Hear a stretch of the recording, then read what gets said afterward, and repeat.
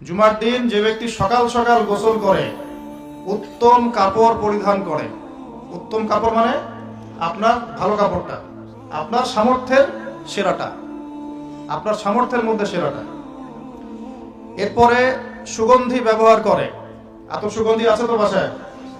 যার ঘরে আতর নাই তার ঘরে তো কিছুই নাই। যে সুগন্ধি ভালোবাসে না সে তো নবী সাল্লাল্লাহু আলাইহি ওয়াসাল্লামের সুন্নতের উপর আমল করলো না।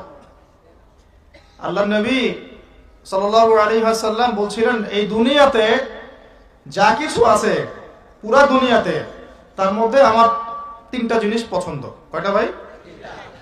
এক নাম্বার সালাহ, এক নাম্বার নামাজ।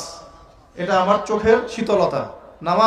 নামাজ দাঁড়ালে আমার হৃদয় শান্ত হয়, চোখ ঠান্ডা হয়ে যায়। এটা নবী সাল্লাল্লাহু আলাইহি ওয়াসাল্লামের পছন্দের।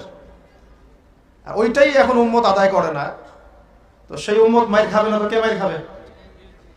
কথা বলেন। যে উম্মত নামাজ পড়ে না সেই উম্মত মাইর খাবে না তো কে মাইর খাবে? ওইদিকে পড়ে আসছে, আগে হাদিসটা বলে নেই। 2 নাম্বার, এই পুরো দুনিয়ার মধ্যে আমার পছন্দ হচ্ছে সুগন্ধি। কি পছন্দ? সুগন্ধি। 10টা টাকা যদি আর্ন করেন, 1 টাকার সুগন্ধি কিনেন, সুন্নত। সুগন্ধি সাথে রাখতে হয়, ব্যবহার করতে হয়, মনটাও ভালো থাকবে। আর সুগন্ধি বেশি ইউজ করলে রোগ ব্যাধিও কম হয়, কারণ রোগ ব্যাধি মনের সাথে সম্পৃক্ত। দুর্গন্ধময় জায়গায় থাকলে আপনার রোগ ব্যাধি বেশি হবে। এই জন্য পরিষ্কার পরিচ্ছন্ন থাকতে হবে, একদম টিপটাপ পরিপাটি। এটা হলো মুসলমানদের চরিত্র। আল্লাহ পাক তৌফিক দান করুন। 3 নাম্বার হচ্ছে স্ত্রী। 3 নাম্বার কি? স্ত্রী। স্ত্রীরা আমার পছন্দ। নবী সাল্লাল্লাহু আলাইহি ওয়াসাল্লামের এই 3টা জিনিস পৃথিবীতে পছন্দ ছিল, পুরা দুনিয়ার সবকিছুর মধ্যে। এখান থেকে বললাম, জুমার দিনে যে ব্যক্তি সকাল সকাল গোসল করে, উত্তম কাপড় পরিধান করে, আতর খুশবু ব্যবহার করে, বাহনে চড়ে নয়, পায়ে হেঁটে মসজিদে যায়। কিসে করে? পায়ে হেঁটে মসজিদে যায় এবং খতিব, ইমাম সাহেব খতিবের কাছাকাছি বসে। দূরে দূরে নয়, যতটা পারে কাছে বসে।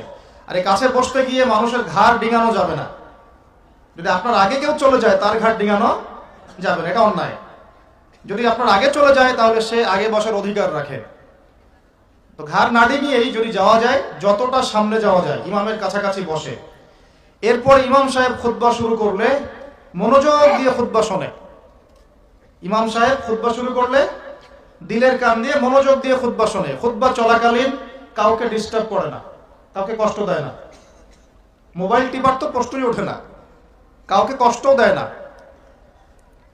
এবং ইমামের